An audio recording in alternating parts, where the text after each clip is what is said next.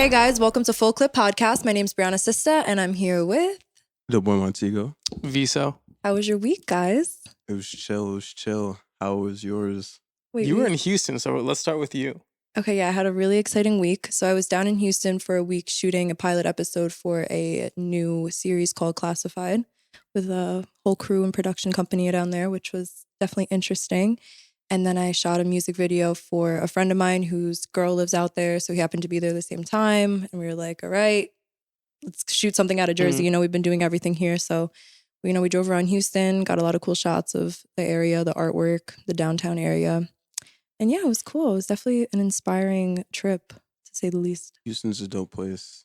Beautiful city. Viso's never been. I've never been. I've been to Austin though, and I loved Austin. Yeah, I Austin heard it's like the hip, younger, like cool. Austin was like fake Brooklyn meets LA. Okay. Like it's a blend of both worlds. But everyone's mad chill over there. There's a whole bunch of live entertainment. Big on music, I think, right? Yeah, there's a big festivals. rock scene down over there. It's cool because they all, for the most part, support each other, and there's actual showings. Like they still take pride in live events and live music. So it was dope down there. Well, I didn't even get to. I'm fake sharing an experience because it was COVID. So like I walked past all the venues that would be performing, and Keep Austin weird. They were man. like, "Yo, this was really dope." Like a month ago. This was happening at one point. when last time I was in Austin, I was driving past a water hole, and I had said, "Okay, if I ever come back to Austin, I'm filming something. Coming back to this water hole." Went back. It wasn't as warm and sunny and shit, but it was cool. I actually drove out to Houston, and that shit was cool. Good food. Oh yeah. Pretty, Houston got the prettiest girls in the world, son. I swear to God. I swear. I just want to say. I'm shot. I forgot. So I was in Houston for a day. Okay. I know now that I remember because, so I went there, I had barbecue.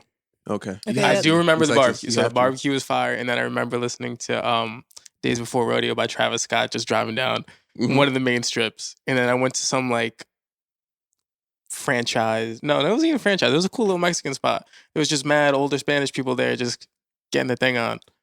So yeah, I have been to Houston. But so what were you shooting actually? That's what I wanted to ask you. She said it was classified, bro. No. But what part? Go fuck myself, guys. What part of the production were you acting in it? Were you producing it? Were you casting it? But yeah, so I was acting in it, which was really exciting because I haven't had a lead role in something in a while. Congrats. And thank you. So it's like an action drama, which is really exciting. I like playing roles like that, and it was definitely a little bit different. But basically, overall, the quick little storyline of it is there's this girl who's my sister, and I think she's killed. One day I'm going to visit her grave, and I see her husband there about to kill himself. But the husband I thought was dead from overseas. So I'm in like all this shock. I bring him back home. I'm asking him like, why were you on the run? I start pulling out all these dates. I'm like, I know you left the army, you went AWOL, all this stuff. Did you kick in any doors? No, I didn't kick in any doors. Unfortunately, like right now, my character's super vulnerable. I have like an abusive boyfriend, and I'm trying to figure out who killed my sister and why they were after her. So that's what we're getting into right now. And just over time, my character, becomes a little more of a bad bitch. But right now she's vulnerable. She's a little like laid back, she's a little skeptical about things. That's cool. But yeah, there's a lot of development overall. I mean, hopefully, I think you'd embody that role pretty well. You know what I mean? You seem like you kick somebody's ass out not acting, so I could imagine what you do on screen. It's only better on screen. But it was definitely cool. I met a lot of, the community is just really different out there. And I feel like when you go to different states and you're used to something for so long, like I've worked in LA, I've worked in Miami, but most of the time, I'm here in Jersey. And, after a while, you kind of get used to things, how things flow, how the industry works. And then you go somewhere else and it's kind of completely different, the way people work, just the way the sets are run. Something that was really different was guns down there. Obviously, people carry them. And like, I'm used to here, even with prop guns, you have to be careful. Like, you can't just be walking around with prop guns, like, aiming them around. And I'm walking out and everyone's out there with like these crazy built like AKs and like these shotguns and stuff. And I'm like, oh my God. And they're pointing them at me and I'm like, these are real guns. Like these are little guns. And they're like, all right, safety check. And then they have to empty the barrels in front of everyone. They have to load them 5 times. They have to pass the gun around. And I'm like, I've never in my life have seen this before. And they were like putting blanks in the them, Wild and we were West. shooting blanks. And I was just like, this is so different. You don't shoot guns on set in Jersey. It just doesn't happen. I'm scared if there's a gun on my set that's not prop. Yeah. Music videos, you never know what the fuck you're gonna get. It's classified. It's yes. So be on the look. Yes. Check out Briana and Classified when it does come out. It sounds cool. I'm trying I to definitely watch it. didn't Maybe we could buy a describe it as ticket. well as it is, but the script it's a really cool script. Now, are you guys, is it being pitched to different networks? Yes. Is it being like, so what's the process with that as far as you know? So what I know from my knowledge is they have to have the pilot episode together, and I believe they need to have like maybe a season of it written. Mm-hmm. And then they pitch that with, I guess, the budget of the project to all these different networks, Netflix, Hulu, Peacock. I don't know. There's like all those things now. So they pitch it to them. If they pick it up, fingers crossed they pick it up, then we go back and shoot the rest of the season. If not, then I have to go fuck myself, basically. No, but it was cool. It's a good experience, and it's good for my reel, like at the end of the day or whatever. But yeah, fingers crossed it gets picked up, because it's, again, there's a lot of development in it, and I would like to continue with that role. Crossing my toes and definitely. And fingers and all. You deserve that. Thank you. It's hard work, left Jersey for it, but you had said something that was pretty interesting to me. You said you work in all these corners of the nation, and things are a little bit, different wherever you go.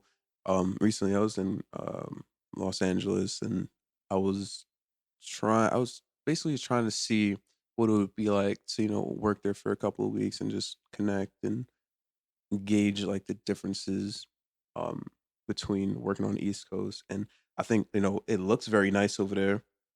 But of course, they're like, I was talking to one director, and he was saying how he works for these brands like, dispersed throughout the month of the year or whatever. What are the differences that you see in production, like pricing, budgeting, and then, workload in these different places? Are they the same, or are they different? It's definitely different. I think as far as LA, because it's so saturated and everyone's really there like for the same reason, you're going there to work in that industry. So at that point, I think since there's a demand there, but there is so much and people working for all different rates, that the value is a little bit lower. Because out here, a DP, like a good Steadicam op, a good gaffer, that's valuable here because we don't really have it. So people are going to pay that higher rate to get them out. But versus LA, if someone's charging you an arm and a leg, they're just like, oh, there's this other guy we can go to. And if he doesn't work, then there's another guy we can go to. And if not, then he knows a guy that we can go to. Or if not, we can just rent the equipment and do it ourselves. So I think with LA, it's like extremely saturated. So your value goes down like a little bit more, and it becomes kind of like competitive, especially with acting, because again, everyone is there for that specific reason. As far as like New York, I think we have things, we're kind of like in the best of both worlds, where we're like saturated, but like not extremely saturated. Yeah. Like we still have that freedom to charge what we want to charge, because again, I think it's way more valued. Like as a creative, when you're here, I've said this like 6 times value, but they value you more, versus again, in LA, they don't really value you because there's so much there. But I noticed in Houston there's no one there. There's no studios. There's no rental houses. I get so tempted every time like I go to one of these places or hear of these places of just wanting to go rent out a warehouse and just build up a studio, because rent is dirt cheap, especially in down all there. of these places. Yeah. I guarantee you can probably find a 3,500 square foot warehouse for a third of what we would find it here. $2,000 max over there. Easy. Like easy. And you'll make that in a day or 2 days. And if there's no other competition over there as far as it's gonna go to you. Just boom, boom, boom.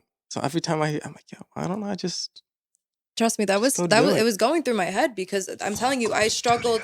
I went down there and I forgot my charger, and both my batteries were on like 8% and one was on 20. And I was like, oh my God, I'm not about to go to Best Buy right now and like buy another charger. Couldn't find any like unique photo things anywhere around there. No rental houses. The only way I got a charger and batteries, because like I said, the DP I was working with was like the DP in that area Mhm. because there's not a lot of people down there. And then he knew a guy who rented me the equipment. So even stuff like that, like there's nowhere down there to just go to Unique Photos, go to B&H and pick something up, or, you know, these people that have like their own little rental companies. It's just, there's like a set group of people in that town and everyone just knows each other. It's monopolized. Dirty South. But it's, I don't know. I think it's up and coming.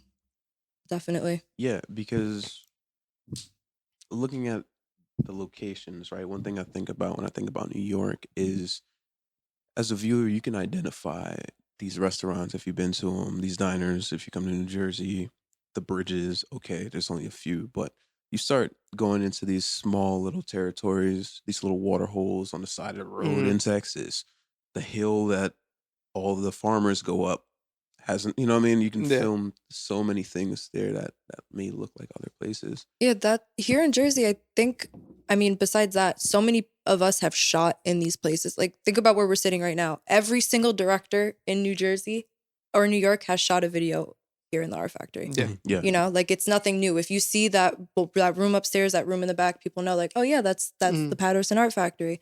And then the same if you're if you're in Jersey City and you're looking at the skyline, like, we've used all these spots before. Everything starts to look the same. When I was there was so much I've never seen before. Like the houses, motels, rundown buildings. Like, we don't keep, when things get demolished here, they're gone and something new is built. Like, there's no like old houses no personality here. No, there's one dude on Pierce Space. I don't know his name, and I'm not gonna name drop you, but It's classified. He's got this beat down apartment that has just this really cool, like, yellowish wallpaper and then blues, and it's literally just a gutted out house with nothing in it and just really cool symmetry and color tones on the wall.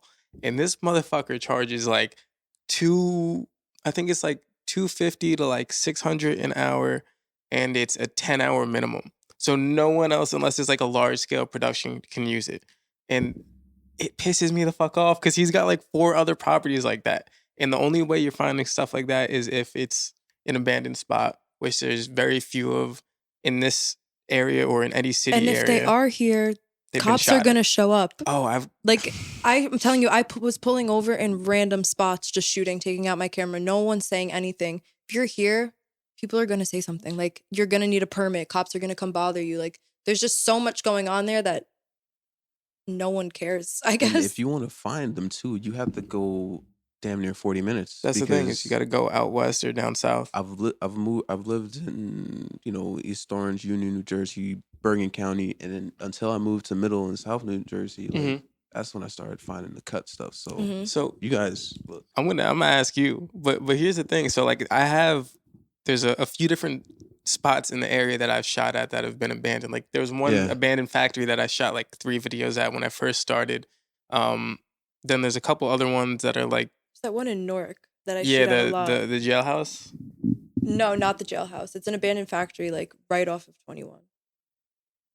I don't know, but so that's the thing too. Is like, yo, if anyone here, the jailhouse is a wreck. Yo, you don't want to be in an abandoned building in Newark. Yeah, no. I can tell you that's one place you don't want to fucking be. Yeah. I don't want to shoot junkies. You run into the boys, and then so I shot one time. This is the first time I've ever been almost arrested on a shoot. Right. Is we were in Jersey City, and it was an abandoned warehouse in Jersey City. It's me, 2 other of my boys. It was my boy Shaka's shoot. We're lugging equipment. Mind you, we have like a big ass staircase, all our camera equipment. Cases, We load in, we get set up. Luckily, like I said, we had all of these lights and production equipment out, so it looked like we were actually. I mean, we were doing what we were doing. Yeah, you weren't in there like, and we weren't shooting up drugs. It was like an R&B track too, so it's not like there was any guns out or like any violent things of whatever. Next thing you know, we hear hands up. And we just see, and there's flashlights and guns drawn at us. There was 4 cops that flooded into the warehouse, and they all had guns drawn up at us. And we're just standing there looking at each other like, dude, we're filming a music video. It's a music video.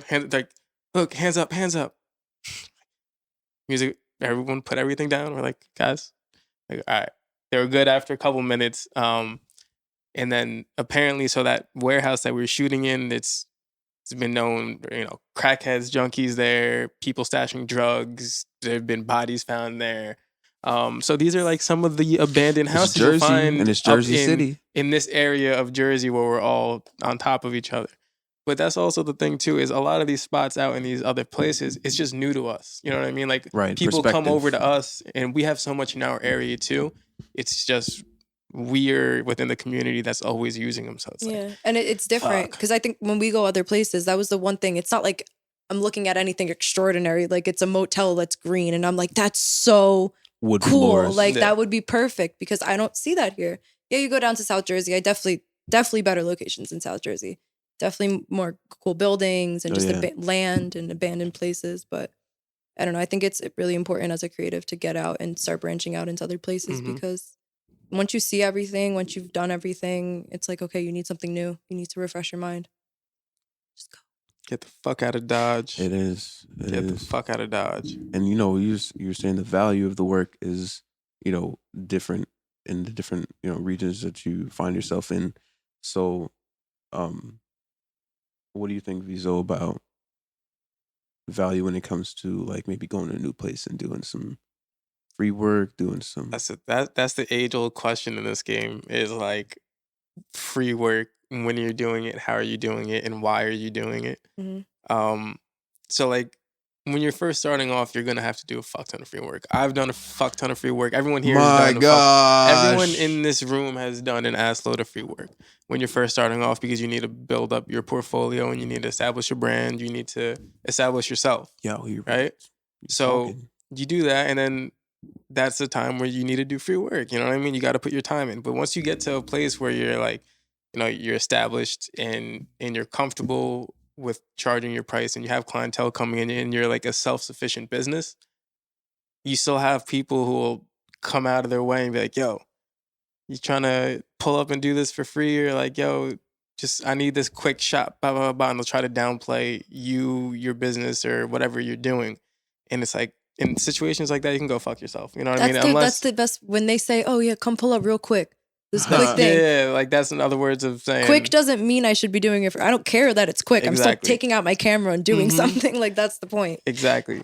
But then you have other situations like, so for instance, like I'm not doing any free work, right?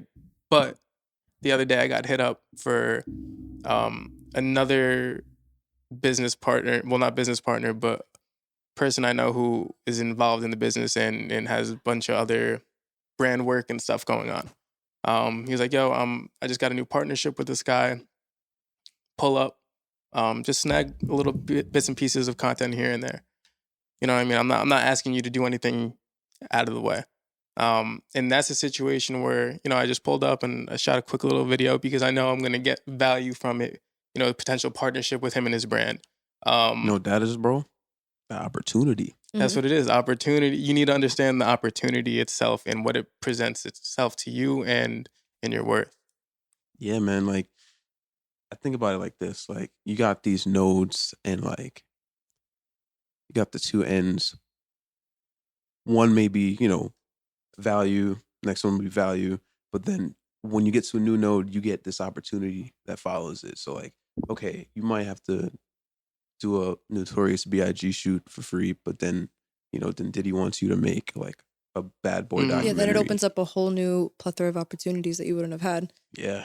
And that's the thing, is just understanding, is that particular person, brand, or company worth the time and value back to you? Yeah. You gotta calculate your risks too, because you can't, like, of course, don't, give away all of your free time. So now you're missing out on work, you're missing out on school, you're missing out on the opportunity to grow funds for you to get that lens or whatever. So, I think that's cool. Oh no. I thought you wanted to say something. My bad. No, I was. No, I was gonna say I've done mad like free small things, and then the bigger things that I've done for free were probably less significant. They were like pretty small on the bigger scale. I think they've all kind of balanced each other out. Of course, when I didn't have the portfolio, I got free work in. You transfer that. You leverage your experience, your talent for those calculated opportunity, whether it Mm-hmm. be, doing a wedding for somebody or, doing a passion project, because you kind of just taking that opportunity on yourself, Mm-hmm. like, and then you kind of have to make the value Yeah. upon that opportunity that you jumped into. Yeah. No, that's the thing that is I think a lot of people will have a tough time understanding um the right opportunity and value for them versus like, so for instance, like taking on some of these smaller jobs. You know what I mean? Like a quick trade-off. Right? There's instances where you do a quick trade-off for someone off the strength of um just your relationship with them, or you doing it off of like, yo, I know that this is gonna catch me a bigger fish. Mm-hmm. And if you find yourself in situations where you're like, yo, we're just keep doing these like every day, like these small little trade-offs, and like you don't Nothing's think happening. either one of you guys are gaining from it, then that's when you find yourself like, shit, maybe now I'm wasting my time. And you just need to gauge that and understand you can't put yourself in an endless loop where you're now just eating up all of your time for no reason. There needs to be some sort of end for both parties at the end of the day. That's what makes it a good business relationship, and it makes value to both parties. Yeah, I think that's one thing that's really important too, because when you're starting out, and like you said, you have to build your portfolio, you have to build your network, you need to get on other people's Instagrams and, get followers from other people and get on other people's websites and, you need to expand. But then I feel like everyone hits that point. I mean, at least I did, and I know a lot of people in the industry have, where you feel like you burn out because you're just doing all this Mm-hmm. free work and then it's not even satisfying. I remember there's so many times I would go to the city, I would spend money on tolls and, my hair, my makeup, my clothes, all this stuff. I'd go shoot with this photographer, I'd get the photos back. And I was like, why did I do this? Like, Yeah. I don't need these photos. They're not, I saw the photographer's page. It wasn't what I would use in my portfolio, which if I'm going to be doing free work, it has to be something I can show the next person. Mm-hmm. And I was doing that so repetitive just because I felt like I did not want to say no because I was so eager to work. But I think once you start setting boundaries and you understand things for yourself, the universe just kind of listens to you and then brings those opportunities in like a paid form. Because I'm telling, once I started setting standards for myself and boundaries, and I started telling people, no, I'm not going to do this, or I will do it, but I charge this much money. And then I used to be so scared, like, oh my God, I don't want to give them a rate. Like, they're going to say no. And now people say like, yes, like I need your help. Like I see what you do and I need you on this. So I'm going to pay you for it. Nah, for real. And then you saying that, to be honest, like, I think, the ability to say no or decline is like probably like the greatest like thing. Such a good feeling too. Mm-hmm. Yeah, because Fuck them. And it's like a pat on, no, literally, it's a pat on the back knowing that you don't have to take every opportunity because, when you're freelancing, a lot of people, the first thing they do is they want to quit their job. I always tell people I think that is one of the dumbest things, to just quit right away and freelance. I did that and I struggled for so long, for like 6 months. That's when I had my studio here. I was also working at Ulta and I was working at a pizzeria and I was trying to pay my rent here and I was modeling and I was doing all these things and I'm like, holy shit. Like, so then I started quitting jobs and then I was like, I'm just going to freelance completely. Like I got a little, taste of it and I started freelancing, and for like 6, 7, 8 months, I was having fun, but I was literally just taking any job that came to me. I was doing music videos and I didn't want to be doing them, but how else was I getting money that week if I wasn't doing the video? So then at that point I was like, wait, I'm a creative. I'm doing this because I want to be creating content and making art and, expressing myself. But now I'm only doing it because someone is giving me money. And I think that's something else that comes back, is like you were saying, you need to figure out when it's okay to do stuff for free and when it's not, but really finding the balance between your passion and still making a career off of it is like so important when you're freelancing. And that's something I struggle with constantly is, okay, obviously we all want money. Like this is our job and we need to get paid for it. But at the same time, you don't want to be doing things that are going to kill your creativity because it's just someone saying, okay, I have $1,500. I want to do a party scene. Oh, I have this like for my brand, like put my cosmetics on a spinning table and take a video of it. Like it becomes so repetitive and it's like, okay, am I even doing this for the art now or is it money, No, it's a constant battle. It's constant battle. I definitely hear you when you say that. And I was kind of on the opposite of that. I was doing the freelance thing maybe a little bit too much. So I was not getting burnt out creatively, but my time management wasn't as good as it is now. So, I tripped myself up a lot. Yeah. So what I did was I fell into the structure, 9 to 5 work, but, for the brand, have those cosmetics spitting on the table. And that burned me out quicker than being on freelance. And so literally, even last week, I was like, damn, do I just go back to freelancing completely? And now listening to Brie, I'm like, well, I could just tell them to give me more fucking money and then tell them to fuck off, or just have them be freelance client and then build the network like that. I just opened up my books for August. You feel me? I'm coming back. There it is. There it is. A round of applause. Hopefully, I could get one with Viso and one with Brie and one with Jared. You know what I mean? We here at Mellowave Studios, by the way. Oh, yes. I forgot to say that. Gang. Just let you know. Gang.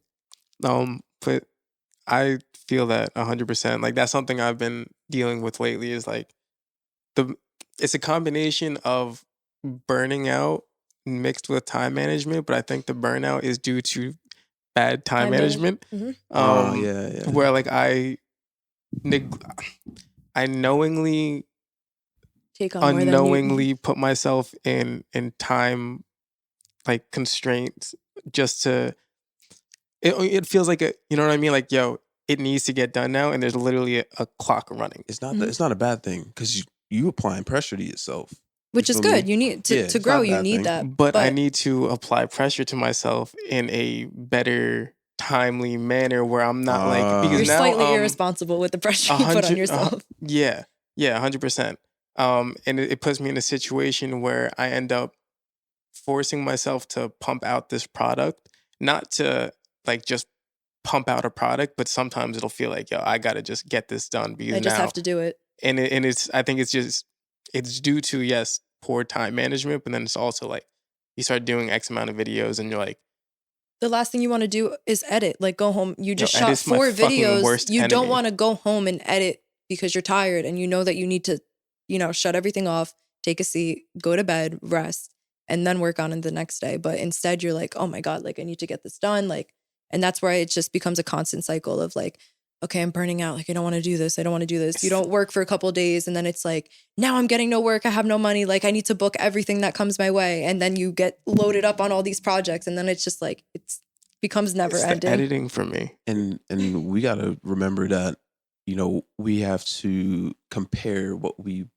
edit or, finalize with what we've done before and why people have come to us to get that product done. You have to push a certain level of quality and it's understanding. It's like, then you're fighting with yourself. Cause like, I'm just finished up an edit earlier where there wasn't that much into the budget. We were out of state. So it was a cool video. It looks cool, but I'm comparing it to different videos of mine or other videos of anything out there that I find that's dope. And I'm like, yeah, it's cool, but it's not this. I have a good question for you guys. And then it's just understanding like, yo, I can't compare.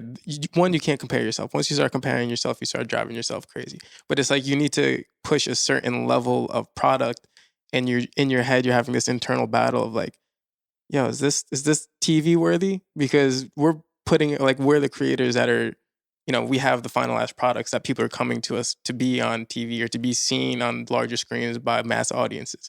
So it's like, yo, is this the stamp of approval? Like, even though it already is, but it's just this like battle. So my question is, because I find myself a lot of the time, say like I'll edit something or I'll write a treatment and I almost am hesitant to like send it out or to do anything with it because I'm like, I compare it to what in my head is the best of my work. And then I'm always like, this is not the best of my work. And I feel myself, again, it just becomes like a loop where you're doing projects again, but then you feel like nothing compares to like the best of what you've done. So do you guys like struggle with that, putting out content because you need to, or do you feel like you guys sit on projects sometimes because maybe the idea is not all there yet, or maybe you're going to put it out and people aren't going to like it because it's not something like you've done before, or it's something different than what you've done. It's a different style. I think it's a little bit of all of those. Like I have projects right now. Don't kill me, guys. I'm getting your edits out this this week. No. No. Definitely not. We'll check back on that. Yeah, no. This podcast is pre-recorded, by the way, so we're gonna hold Viso accountable for that, guys. Don't worry. I don't have a choice. I've set out dates for this weekend. But yeah, like I'll find myself sitting on a few different projects based off of like in my head. I feel like it's, I don't know. To me, it feels like it's not there. It didn't meet your expectations. Yeah, it didn't fit everything that I wanted it to be for whatever reason. Whether do you think that's a good thing or a bad thing? Because that's what I am like, okay, it's good that you hold yourself accountable for your work because you know what you're worth. You know the quality that you can make. You know what you're capable of doing. So is it a good thing that you're hard on yourself? Or is that stopping you from just putting out content and creating? Double-edged sword. I think it's a double-edged sword. It's like you gotta, and like it could really not, like I've had videos where like I'll put them out and I thought they weren't nearly, you know what I mean? Like in my head, I downplayed how good the video was, and I'd be like, "Yo, that shit was super fire." And then there's other videos where I'm like, "Yo, I know this shit isn't like what it should be, and like it's just not what it should be, but it's got to get out." And you know what that is? For the first part of your question, it's a little bit of that negative feedback loop, but also imposter syndrome. But we're just a little bit too hard on ourselves because, like we have this ability. Well, we have this job or creative output where we have a thought, and that thought is attached to words, and those words to images, and those list goes on. But we can take those thoughts and put them on a screen or whatever, and now it's an alive, real thing that people can experience. Have their own perspective on whatever, but we shouldn't really be. I mean, that's just how I feel. I don't think we should be able to feel as though that the impact that has or the details that it holds are comparable to other work that we've done in the past, because the time's different. You know what I mean? The vibe's different. And then I think it's a good thing. We have to hold ourselves accountable to the things that we make. I feel as though if we didn't, we have a lot of like a shitty shit flying around, like literal shit on a screen. Just But I did want to say though, in outputting all of these creative flows and films and things, do you think the tools that we have in our arsenal, whether it be cameras, lights, iPads, reminders, Apple Watches to get you, do you think those things play a part in someone's like 100%? 100%. Granted, you need to be a dope ass creator, period. You know what I mean? Like you need to have that thing in you where like the talent. Yeah, you need to have the very least the raw talent to like, we all started shooting on some regular ass shit. You know what I mean? That's true. You need to start somewhere. If the talent's there, then you can grow into the tools. And you need the tools in order to take you to that next level of success, no matter what it is. If you want to do it at the highest level, you need the tools. If you're a baseball player, you need fucking cleats. Like we need memory cards, we need cameras. I can, but I'm not gonna fucking film an entire movie on my iPhone. Yeah. You know what I mean? But you start off there if you have nothing else, and then you grow into everything else. So you need the tools. The tools are important for growth and getting the quality of product that you ultimately want, but it's not necessary. If you're dope, you'll find whatever you can to get there. I agree. I feel like it's not necessary. At a point, you will need them, but I think it all comes down to a mindset and just how you are as a person. And if you can't get your vision across and your whatever story you want to tell with just your camera, then I think that says a lot. Because like I was saying, when I went to Houston, we were supposed to have a videographer. I thought I was going to have, my lighting team. Like I thought I was going to be prepared like I usually did. Tuesday comes, it's me and my camera. I haven't shot a video on my camera in 2 years. And I did it, because I still have the eye, I have the vision. I know what I wanted to see, and I'm going to work around it because I am, an artist and I have that mind. I still made it work. So I think it's completely possible to do what you want to do without the tools. But again, like he was saying, things get, as you start working, things get higher, your production costs get higher. You're going to start needing, for what you want to create, you're going to need those things like the proper lighting setups. You might need 2 cameras. You might need a rig or a steady cam or whatever to just take your work to that next level. But again, it all comes down to a mindset. Like it's great. We have a reminders app. We have a calendar. We have our iPhones. We have we can add people to our calendars and share events and share notes, and we can do all that. But if in your brain, if you don't want to be doing it, if you don't want to commit to it, if you don't want to be organized, if you don't want to be checking your app and writing in your calendar and staying on that, it's not going to happen. And the tools are just sitting there. So that's a fact. You heard it. Big facts. Live from Mel's studio. I think that's a wrap. No. We gotta get to the fun stuff. We gotta get to the fun stuff. Yo, like you already know what it ending is. Nah, facts. But we gotta do the fucking, the thing. What thing? You know the thing. Talk to me. What was, you gotta share a weird experience that happened to you, funny. We gotta come up with a name for this shit, but we'll. Bree, you go first. Oh, I got you. Okay, go. I saw on the internet Briana looking amazing, seamless, lighting, everything. SZA playing in the background, whoever. And there was a fucking good days.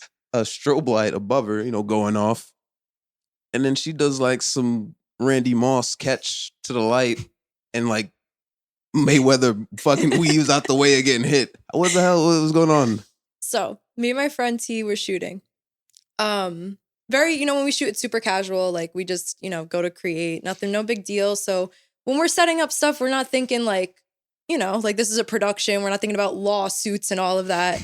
So, he's sitting there, he's testing the light. Thinking the sandbag is just like all the way in the back of the room. We completely forget to put it on the stand. I'm sitting there, he's shooting. All of a sudden, like this all happened. The next like story I'm about to tell is all in the matter of like half of a second. Like this minute story all happened in half a second. At Briana Sista on the gram. Go watch the video. Oh yeah, it is. It's on my reels, guys, if you want to see me. But so I'm sitting there and I start to see it come down. And I have milliseconds to time this. So in my perspective, I'm like, okay, I can tell that like the boom is gonna go over me. Like I could just tell by the way it was positioned. I'm like, I have a hot, expensive light coming down. And I'm like, I'm not gonna let his light break. My heart would shatter if my light fell on the floor. So my concern is making sure that this light is in my hand. So I'm like, okay, boom, all right. I already figured that it's gonna go over my head. He was not even like, but once it was going down, he was just like, oh my God, like I don't know what to do. So, I'm sitting there and I'm like, okay, I'm just gonna grab the light. I went up with the one hand, grabbed the light, lowered it down, and we got it. I broke the fall and the light was fine and I was fine. Slightly traumatized, but Damn. So that's what happened, guys. Please use your sandbags. Yeah. That's a fact. Sandbags. I bought sandbags, Important. but I don't have sand in Especially if you're not shooting with your friends. If that happened on a big set, like a big production. Yeah, big lawsuits. Mm-hmm. Big lawsuits. And the talent's not going to save your light. Don't believe that. It was like, oh my gosh. Yeah, that was just. Yeah. I'll save your light, but not everyone will save your light. I got something funny I want to share with you guys. So about 2 weeks ago, I'm in California. I pull up on my boy Che and She, and good times to film some content, did some interviews on the balcony, regular shit. And they're about to head out, and they got a BMW i8 that's like parked across the driveway, and another car in the thing, so they can't exit. So he's like, "Yo, bro, I locked the keys in the trunk," and he's like, "The one thing you're not supposed to do on the i8 is lock the keys in the trunk." Essentially, yeah, hybrid car, I guess. So many sensors and shit. So they're like talking to the owner, and they're like, "Hey, you know what? You got to come down here." And owner's like, "Oh man, you know what? I don't got a spare. BMW can't do shit. Just break it." What? Yeah, just he break said, it. Just break it. And he's like, "What you mean, just break it? I mean, there's a baseball bat here, but what do you mean?" And he's like, "Yeah, just insurance will cover it. Say it hit a tree or something, and get the key out." So then I'm like, "Hold on, Who guys. the fuck is this guy?" Right? Everyone's like, "It's a setup." You know what I mean? But we're like, "Yo, let's just make sure that Did you record the phone call? I believe proof? he did. And we recorded the event too, so you know what I mean. But like, we just made sure that it wasn't, and it was actually there. I got it on camera. That's like, fucking cool. Was it fun? It had to been fun. Oh yeah, it was fun. It was Smashing a unexpected. BMW. The neighbors were like What are Oscar these from fellas doing? Oscar from The Office was on the street. You're like, what the fuck's going on over there? Yo, That that's actually fucking on funny. set on Saturday, we were driving to one of the locations and I'm sitting in the car and it was so cold. It was raining, like just wasn't the weather you want to be shooting in. And I'm looking over and I see the sound mixer like this in his windshield. Like, this is all I see. Like, I'm seeing them from the back. He's like sticking something in his windshield. And I was like, oh my God. He totally locked his keys in the car. Like, what else would they be doing? Like, why else would he be doing this? Yo. And I'm like, do you guys have AAA down here in Texas? Like, can we just call someone? They You know, probably like, just break windows. no, we waited for 2 hours. And then like one of the guys was like in the army. So, you know, he got like his little kit out and he was like, I got my tools and all this stuff. So it took 2 hours, but he locked his keys. We did not smash any cars. Unfortunately, I wish they were just like, yo, let's just break the window open. But yeah, locked keys in the car on set too. Yeah. Do you have a funny story? I have a bunch, but I can't think of any right now. I know. I need to like prepare for like fuck ton the endings. Yeah. I'm gonna pull out my notebook next time. Metric fuck ton of these stories, but I can't think of one right now. So you gotta close this out, bro. Closing remark. Yeah. I got no closing remarks right now. I'm a little brain dead, but yo, come check out Mellowave Studios. Yes, sir. And click the subscribe button. We got to subscribe. It's going to pop up right here. You're going to see the big, I've always wanted to do that. That's kind of cool. Hey guys, click the subscribe button and follow us on IG at Full Clip Podcast. Bow. FPC, baby, what's good?